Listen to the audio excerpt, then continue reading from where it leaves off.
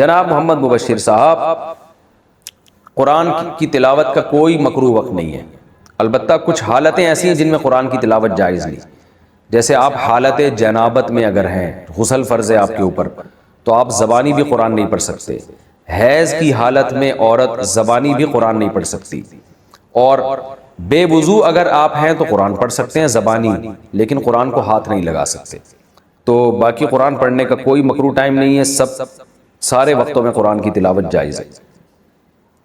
इमाम फजर में कुनूत पढ़े तो मुक्तदी क्या करे? हम यहाँ फजर की नमाज इमाम के पीछे पढ़ते हैं तो वो आखिरी रकत में रुकू के बाद दुआ पढ़ते हैं और मुक्तदी हाथ उठाकर इस दुआ पर आमीन कहते हैं, तो हमें क्या करना चाहिए? क्या खामोश खड़े रहें या हम भी हाथ उठाकर आमीन कहें? एहसानुल्लाह UAE से। इमाम शाफ़ी के नज़दीक पूरे साल फ़जर में कुनूत नाज़िला पढ़ी जाती है। तो शाफ़ी मसलक के लोग पढ़ते हैं जो मलेशिया में रहते हैं या UAE में जो शाफ़ी लोग हैं जो फ़िक़ह हम्बली को फॉलो करते हैं, अरब या फ़िक़ह मालिकिया या हनफिया को, वो नहीं पढ़ते। तो क्योंकि हमारे फ़िक़ह में ये ठीक नहीं है, तो अगर इमाम पढ़ रहे हैं तो उसको आप पढ़ने दें, आप आराम से खड़े रहें। और अगर आप उसकी दुआ पे आमीन आमीन कह दें तो भी कोई गुनाह नहीं है। वितर में हाथ उठाकर दुआए कुनूत पढ़ सकते हैं? क्या वितर में हाथ उठाकर दुआए कुनूत पढ़ सकते हैं? जिस तरह आम हालत में दुआ में हाथ उठाते हैं हसीफ सऊदी अरब। इमाम अहमद बिन हम्बल इमाम शाफ़ी के नज़दीक है कि कुनूत नाज़िला में हाथ उठाए जाएँ। वो रफ़ुल यदैन की जो हदीस है उससे ये मुराद लेते हैं कि हाथ उठाए, जबकि हनफिया रफ़ुल यदैन से मुराद ये वाला रफ़ुल यदैन लेते हैं। तो चूँकि हदीस में की तफसीर में दोनों का इख्तलाफ है, तो एक फ़िक़ा को फॉलो करना चाहिए। तो आप अगर फ़िक़ह हनफी को फॉलो करते हैं तो आप हाथ ना उठाएं, हाथ उठाए बगैर दुआ मांगें, और वो लोग अगर उठाते हैं तो भी ठीक है। तो बेहतर यही है हमारे फ़िक़ा में कि हाथ ना उठाए जाए, लेकिन अगर किसी ने उठा लिया तो कोई हरज नहीं है, कोई गुनाह नहीं होगा इसमें। दिल में कीना हो तो क्या नमाज बेफ़ायदा है? अगर किसी मुसलमान से कीना हो या नफ़रत हो तो क्या इसकी नमाज का कोई फ़ायदा नहीं? नीज़ कीना किसे कहते हैं, इस बारे में भी वजाहत फरमा दें अब्दुल्ला साहब इंडिया से। कीना हो या नफ़रत हो, नमाज तो अदा हो जाती है लेकिन नमाज का सवाब कम हो जाता है। तो कीना इसे कहते हैं कि खामखा की किसी से आपने बोझ रख लिया, चलो उससे कोई गलती हुई थी, आपके दिल में नफ़रत पैदा हुई, अब उसने तौबा कर ली लेकिन आप उसी को लेके बैठे हुए हैं। खामखा में नहीं होता, जैसे बाज़ सासों को बहुओं से हो जाती है बिला वजह की, बाज़ बहुओं को सासों से हो जाती है, और बाज़ ख़वातीन को अपनी नंदों से हो जाती है। अब वो एक आदमी को अपनी बीवी से कीना हो गया तो बात बात पे उसको तंग करता था वो। तो एक दिन क्या हुआ, तो उस बेचारी हर चीज़ सही कर ली उसने, तो एक दिन आटा गूंद रही है इसको, फिर उसने सलावातें सुनाई शौहर ने। उसने कहा अब मैं क्या करूँ? कह रहा आटा गूंदते हुए इतना हिल क्यों रही है तू जोर जोर से? तो कीने का ये मतलब होता है कि आपने खामखा का किसी का बोझ अपने दिल में रख लिया है, तो ये बहुत। तो वो कैसे नेक लोग हो सकते हैं भाई, जो आपको इस तरह ऐसे ट्रैक पे डाल दें, ऐसे रास्ते पे डाल दें कि आप इन फ्यूचर आपका फ्यूचर ही कहीं बेड़ा गर्क हो जाए। हर फील्ड में ऐसा ही है। तीन चीजें ज्यादा सुनी जाती हैं जो आम लोगों की हैं।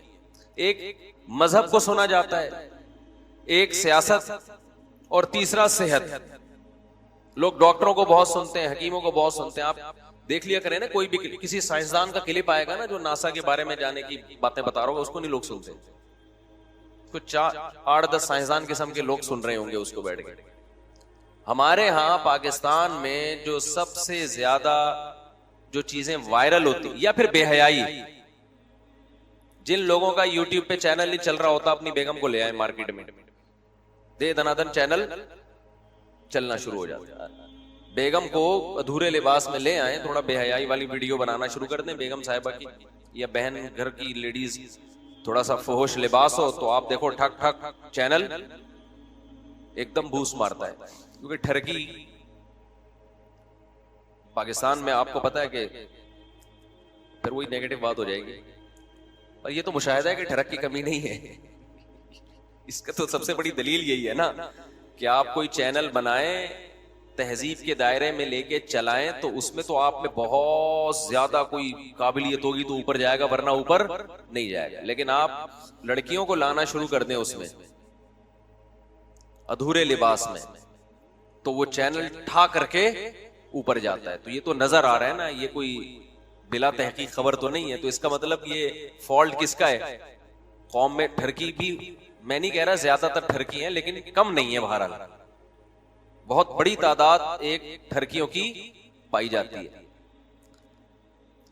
यानी इससे आप अंदाजा लगा लो कि आप खाना पकाने की कोई तरकीब बताएं, आप आदमी हो तो उसमें भी कुछ लोगों के चैनल बहुत ऊपर जाते हैं, लेकिन वो बहुत ही काबिल हैं। लेकिन वही कोई खूबसूरत सी जवान लड़की और अधूरे लिबास में टमाटर काटने की तरतीब बता रही होगी सिर्फ, तो उठा करके ऐसा चैनल बूस्ट मारता है। तो चार चीजें चलती हैं पाकिस्तान में जो ज्यादा जिनको लोग सुनते हैं सोशल मीडिया पे। एक ठरक, उस पे तो मैं तबसरा नहीं करूंगा, वो तो नाजायज है, और उसको लोग एक बात है कि समझते गलत है कि यार ये क्या है, ये गलत है। उस पे कोई तबसरे की जरूरत नहीं है कि उसको कि मैं उसको कहूं कि ये गलत है। लोगों को पता है कि ये क्या है, गलत है भाई।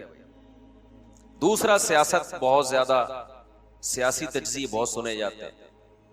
तीसरा, मेडिकल साइंस, चाहे वो तिब्बे यूनानी हो, हकीमी बातें हो, मोरंगा के, क्या है मोरंगा कहते हैं ना, ये जो हमने भी पौधा लगाया मोरिंगा, इसके बेपना फजाइल, लहसन के बेपना फजाइल, टमाटर के फजाइल पर कोई क्लिप आ जाए तो बहुत दे दनादन चलता है। लेकिन उसमें बस ये जरूरी है कि फजाइल इतने हो कि जो फजाइल बयान करने वाला है ना उसको भी नहीं पता हो कि मैं, ये मुझे भी नहीं मालूम, नहीं बस फेंके जा रहा हूं, तो वो दे दनादन चलता है। मेडिकल साइंस के क्लिप बहुत चलते हैं डॉक्टरों के, तो मजहबी बहुत चल रहे होते हैं, मजहबी। इन तमाम शोबे में जिनमें हमारे लोग बहुत ज्यादा सोशल मीडिया को सुनते हैं, इन तमाम शोबों में ये फॉल्ट है कि तहकीक या तो मुहक्किक की तकलीद करो, कोई ऐसा रिलायबल डॉक्टर है जिसका डॉक्टर होना साबित हो जाए कि ये समझदार डॉक्टर है, फिर वो तहकीक पेश कर रहे हैं, मान लो कि यार सही कह रहा होगा। लेकिन अगले का ही नहीं पता चल रहा आपको कि ये खुद कितना वजन है इसका, फिर वो तहकीक भी पेश कर रहा है ना, तो आप में ये सलाहियत नहीं है कि आप ये पहचान सको कि ये सही तहकीक पेश कर रहा है या गलत तहकीक। लोग कहते हैं रेफरेंस, हवाले, यार किसी भी किताब में लिख के कुछ भी पेश कर दो हवाला ही बन जाता है, वो आवाम को क्या पता चलेगा कि क्या है ये। एक साहब मुझसे कहने लगे जनाजा के बाद दुआ, मैंने कहा साबित नहीं है नमाज जनाजा के बाद दुआ, कह रहे किसी किताब में लिखा है। मैंने कहा किताब में जनाजे के बाद दुआ होना लिखा होगा तो हम मानेंगे, नहीं होना लिखा तो कुछ भी नहीं होता। ऐसे तो बहुत सारी चीजें नहीं है दुनिया में। यानी मेंटल लेवल देखें, देखो जब किसी चीज का दावा किया जाता है ना तो उसका होना साबित किया जाता है, उसका ना होना साबित नहीं किया जाता। समझ में आ रही है बात? मैं एक मिसाल अक्सर देता हूं ना, मैं कहता हूं ये जैद ने मेरे पैसे चोरी किए और कोर्ट में ले गया मैं उसको कि जी जैद साहब ने मेरे पैसे चोरी किए। कोर्ट कहे कि तुम ये साबित करो कि तुम इसने चोरी किए। मैं कहूंगा जज साहब मैं तो साबित नहीं करता कि इसने चोरी की है, आप ये साबित करें कि इसने चोरी नहीं की है, या ये जैद साबित करेगा कि मैंने चोरी बोलो नहीं की। तो जज क्या कहेगा कि यार आप पहले दिमाग का इलाज कराएं, ठीक है ना, उसके बाद फिर आप अदालत आए। यही कहेगा ना कि किसी चीज के होने पे दलील पेश की जाती है, ना होने पे दलील पेश नहीं की जाती। अब नमाज जनाजा के बाद जो दुआओं का रिवाज हो गया है, तो जब पूछा जाता है कि भाई ये कहां से साबित है, तो कह रहे हैं मना कहां है, मना कहां है। इसकी थोड़ी दलील होगी, दलील किसी चीज के वजूद की होती है कि ये कहां है, नबी ने कहा नमाज जनाजा के बाद दुआ मांगी, आप दिखाएंगे। तो जैसे उसके बाद आप किसी से मुतालबा कर रहे हो कि यार इसकी कोई दलील पेश करो हमारे सामने, और अगला ये कहना शुरू में, पता नहीं मिसाल क्या दे रहा था, इतनी खिचड़ी पक रही होती है बयान में, बहुत सारी चीजें ना आपस में मिक्स हो रही होती हैं। क्या मिसाल दे रहा था ये, वो तो सुनी तो जाती हैं। हाँ, मैं उसके एक वाकया बयान कर रहा था कि मैंने ये दलील दी, मैंने कहा यार नमाज जनाजा के बाद दुआ साबित नहीं है, तो वो जवाब में कहने लगे कि कहां लिखा हुआ है कि साबित नहीं है। मैंने कहा ये कहीं नहीं लिखा हुआ कि साबित है, ये लिखा हुआ होना जरूरी नहीं है कि साबित नहीं है। ऐसे तो बहुत सारी चीजें हैं जो आप निकाल के ले आओगे फिर। बहुत सारी चीजें हैं ना, आप निकाल के ले आओगे कि यार मना भी तो नहीं है। मिसाल के तौर पर अजान से पहले सलातु वस्सलाम पढ़ा जाता है, हम कहते हैं कहां साबित है हदीस में, तो जवाब ये मिलता है कि मना कहां है, मना कहां है। तो मेरे भाई फिर ला इलाहा इल्लल्लाह जब अजान खत्म होती है तो आगे मोहम्मद रसूलुल्लाह भी लगा दें आप उसमें आगे। हम जब कहेंगे तो आपने अजान में मोहम्मद रसूलुल्लाह का इजाफा कर दिया सल्लल्लाहु अलैहि वसल्लम, तो आप कह सकते हैं अजान में मना कहां है कि ला इलाहा इल्लल्लाह के बाद मोहम्मद रसूलुल्लाह ना बोलो, मना कहां है। फिर अगर किसी ने अल्लाहु अकबर शुरू में 4 दफा पढ़ा जाता है, 6 दफा पढ़ना शुरू कर दिया, आप कहें यार ये अजान तो अल्लाहु अकबर 4 दफा था, शुरू में आपने 6 दफा कहां से कर दिया, तो कहा 6 दफा मना कहां है। तो हम ये कहेंगे ये 6 दफा लिखा हुआ कहां है, ये दिखाओ, ये थोड़ी होगा कि मना कहां है। इस्लाम तो मुकम्मल हो चुका ना, जितना हम तक पहुंचा है उतना हम मानेंगे, उसमें अपनी तरफ से एडिशन हम नहीं करेंगे। तो अब अगर कोई शख्स कोई रिसर्च, हाँ मुझसे वो कहने लगे लिखा हुआ कहां है, जब मैंने ये मिसाल दी ना, मैंने कहा जब कोई चीज होती है तो उसके होने का सबूत पेश किया जाता है, ना होने का सबूत पेश नहीं किया जाता। लेकिन वो मुसिर रहे कि नहीं जी किसी किताब में दिखाएं कि जनाजे के बाद दुआ साबित नहीं है, लिखा हुआ है या नहीं है। बार बार मैंने कहा लिखा हुआ है, कह रहे कहां लिखा हुआ, मैंने कहा मैंने अभी लिखा है घर जाके, या नहीं लिखा तो घर ले जाके लिख दूंगा, आपको दिखा दूंगा, देखो ये क्या है, लिखा हुआ है। हर चीज में बगैर तहकीक, और जो तहकीक के अहल नहीं है वो अपने आप को मुहक्किक कहते हैं, जो तहकीक के अहल नहीं है। प्रोपेगंडा इतना है, ये जो आजकल के 2 नंबर मजहबी स्कॉलर्स आ रहे हैं ना, ये खूब समझ लें, जब दलाइल से किसी की बात का जवाब दिया जाए ना, इनमें अगर तहकीक का मादा होता, ये खुद दुरुस्त होते।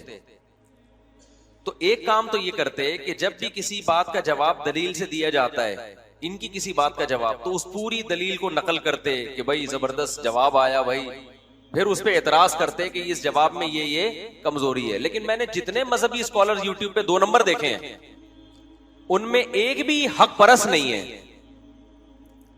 जब उनकी तहकीक के खिलाफ तहकीक पेश की जाती है ना, वो उस तहकीक को पब्लिक के सामने लाते ही नहीं है। इसका मतलब वो अपना नजरिया थोपने पे लगे हुए हैं, वो खुद तहकीक ना करना चाहते हैं, ना लोगों को सीधा रास्ता दिखाना चाहते हैं। वरना बताते ना कि यार जबरदस्त बात सामने आ गई, तो मेरा तो नजरिया गलत साबित हो गया, तो मैं तो चूंकि हक का मुतलाशी हूं, लिहाजा ये देखो ये जबरदस्त बात मेरे सामने आ गई। लेकिन जितने 2 नंबर मजहबी स्कॉलर्स हैं जिनका उलमा से लिंक नहीं है,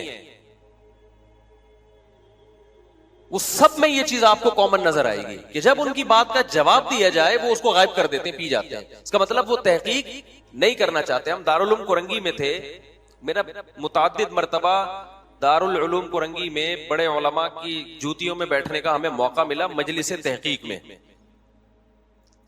मैंने वहां एक चीज नोट की, जितने बड़े सीनियर उलमा थे उनका जब कोई मौकिफ होता, उनकी एक राय थी कि ये जायज है या नाजायज है, जो भी राय थी, तो जब कोई सामने उनकी राय के मुखालिफ बात करता तो कान लगा के बड़े गौर से सुनते उसको, ऐसे सुनते जैसे बिल्कुल ऐसे बन जाते जैसे हमें कुछ नहीं आता। और इतने गौर से इसलिए सुनते ताकि हो सकता है भाई सामने वाला कोई ऐसी दलील पेश कर रहा हो जिस पर अभी तक हमारी तवज्जो ना गई हो। हम उनके अंदाज से बड़े मुतासर होते कि इतने बड़े लोग हैं और कोई छोटा भी बात कर रहा है ना तो ऐसे कान लगा के सुन रहे हैं और कहते भाई हम तो बैठे इसलिए ताकि हमें सीखने का मौका मिले। जब आपका ये स्टाइल होता है ना तो ये अलामत होती है कि आप अपनी राय थोपना नहीं चाहते, बल्कि वाकई आप हक के मुतलाशी हैं, आप चाहते हैं कि हक हो। हमारे यहां कौम में भी ये फॉल्ट है, कौम भी सीधा रास्ता नहीं चाहती। हमारे मोहल्ले में ना एक चोर पकड़ा गया, उससे ये वाकया समझ में आएगा जो मैं बताना चाह रहा हूं। हमारे मोहल्ले में बचपन का वाकया है, एक बंदा था बेरोजगारी से मुतासिर होकर उसने किसी के घर में चोरी की, पकड़ा गया, पुलिस वालों ने तबीयत से ढूंढा उसको, खैर कुछ दिन के बाद जेल से छूट के आ गया। मुझे एक दिन अपना वाकया बता रहा है। मैंने कहा कुछ दिन बाद मिलने के लिए गया, क्या हाल है भाई, खैरियत से? कह रहा खैरियत नहीं है। मैंने कहा क्यों? कह रहे यार जहां भी कहीं चोरी होती है ना तो पुलिस वाले एहतियातन सबसे पहले उठा के मुझे कूटते हैं। कह रहे वो जुर्म तो मैंने किया था, मेरा पिटना भी बनता था, कुटना भी बनता था, अब तो मैंने नहीं किया भाई। क्योंकि शक किस पे जाता है पुलिस वालों को? सबसे पहले इसी पे जाता है। शक जाना मना नहीं है, लेकिन सिर्फ वसवसे और शक की बेस पे कूटना पीटना ये क्या है? अब मुझे नहीं पता वो सही कह रहा था गलत कह रहा था, बज़ाहिर तो लग रहा था कि सही कह रहा है, क्योंकि जिस तरह से वो गमज़दा बैठा हुआ था। कह रहे यार पूरे महल्ले में कहीं चोरी हो तो एहतियातन मुझे लाके पहले चित्रौल लगाए जाते हैं कि तूने तो नहीं किए, जब साबित हो जाता है मैंने नहीं किया छोड़ देते हैं मुझे। फिर कह रहे कहीं चोरी हो तो फिर मुझे उठा के पहले मेरे चित्रौल लगते हैं, भाई तूने तो नहीं किया। कह रहे यार मैं वाजिबुल चित्रौल बन गया हूं, मैं तो बिला वजह पिट रहा हूं मैं। अगर बिलफर्ज पुलिस वाले ऐसा कर रहे थे तो सही कर रहे थे, गलत कर रहे थे? गलत कर रहे थे ना। अब मैं अगर पुलिस थाने में जाके कहता यार क्यों बिला वजह एक आदमी को कूट रहे हो, कहते हैं बिला वजह नहीं, ये पहले चोरी कर चुका है। हम कहेंगे एक दफा किया है तो उसका पिटना बनता है ना। आप वो कहेंगे नहीं ये है ही चोर। भाई चोर भी है, लेकिन हर केस इसके खाते में कैसे डाल रहे हो जब तक दलील ना हो आपके पास? तो आप 100 दफा कहो अदालतें चोर हैं, फलाने चोर हैं, डिमकाने चोर हैं, लेकिन इसका ये मतलब कि आप अदालत के हर फैसले को कहो कि ये क्या है, गलत है। इसकी क्या दलील है आपके पास? कोई दलील आपके पास कौन सी दलील है? इसका मतलब आप भी झूठे हो। अगर अदालत झूठी है तो आप भी 2 नंबर हो, फिर इसका मतलब है। तो ये मजहबी मंजन है जो बिक रहे हैं। किसी पे कुछ भी बल्ली डाल दो और फिर उस पे कोर्ट को भी हक हासिल नहीं है कि वो आजाद तरीके से वो तर्जिया करे कि ये इल्जाम ठीक है या गलत है। हर आदमी कहता है मेरे हक में फैसला आए तो अदालत ठीक है, मेरे अगेंस्ट जा रहा है तो ये अमरीकी गुलाम है, ये चोर है सारे के सारे। और अपने सियासी लीडरों से अकीदत, मैं बार बार कहता हूं, इतनी करो जितनी क़यामत के दिन अफोर्ड कर सको, इतनी करो। देखो सियासी लीडरों के भी पेंतरे बदलते हैं। आज जिससे दुश्मनी है कल हो सकता है इसके जिगरी दोस्तों। आप एक सियासी लीडर की मोहब्बत में किसी दूसरे को बुरा भला कह रहे हो, जहन्नमी कह रहे हो, चोर कह रहे हो, फलाना कह रहे हो, कल उसका उससे इत्तेहाद हो गया, वो तो चाय पिएगा उसके साथ बैठकर, आप किस मुंह से उससे मिलोगे जाके? कहते हैं किसी से दुश्मनी इतनी रखो जो फ्यूचर में दोस्ती करनी पड़े तो बर्दाश्त कर लो, और दोस्ती इतनी रखो कि दुश्मनी करनी पड़े तो दुश्मनी भी अफोर्ड कर सको। समझ में आ रही है बात कि नहीं आ रही है? तो इतना आगे जाते क्यों मेरे भाई? आप बोलो भाई मेरा ख्याल ये है, मेरा तर्जी यही है कि नेक आदमी है, लेकिन यार मैंने जाती तौर पे मैं जानता नहीं हूं, बस ख्याल है मेरा, इससे आगे मत जाओ, या मेरा ख्याल है कि ये आदमी ठीक नहीं है, बस इससे आगे जाने की कोशिश मत करो। मेरे बारे में अभी किसी ने क्लिप चलाया हुआ है, मैं टॉपिक छेड़ता नहीं हूं, लेकिन कुछ चीजें ना फिर आना शुरू हो जाती है। मैंने कोई इस्लाम 360 के बारे में बयान दिया था कि उसमें तर्जुमे में गलती है। इस्लाम 360 वालों ने राब्ता किया एडमिन से, हमसे भी राब्ता हुआ कि भाई हमारा तर्जुमा नहीं है, हम तो मुख्तलिफ उलमा के तर्जुमे लेके डाल देते हैं, तो हमें इससे गरज नहीं है सही तर्जुमा है गलत तर्जुमा है। हमने हर मकतबा फिक्र का तर्जुमा कुरान का डाल दिया है। अब जिसको जिस मकतबा फिक्र पे एतमाद है वो उसका तर्जुमा पढ़ ले। बात क्लियर हो गई, मैंने बयान दे दिया भाई इस्लाम 360 के बारे में मेरा तर्जिया था, मैं उससे रुजू करता हूं। अब मेरे ये दोनों बयानात, कल मैंने एक शॉर्ट क्लिप देखा,